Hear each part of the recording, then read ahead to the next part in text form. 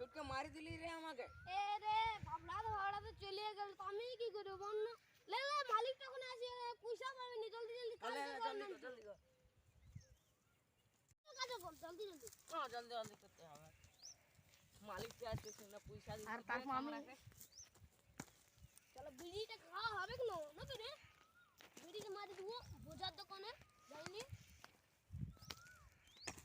বোঝা বলবো 10 টাকার বিড়ি দে, আর 90 টাকা আর 90 টাকা রাখিয়ে দিব অন্যদিন বিড়ি খেতে। হ্যাঁ দেখ রে মালিকটা আসছে। কোন জুড়ে লোক আনছিল যে? তোদের বেতনটা নিয়ে নে। আজ হয়ে গেল পয়সা দে। পয়সাটা দেখতে দে। লে লে যা তাহলে হ্যাঁ। কালকে আরো আসবি। হ্যাঁ আসবো।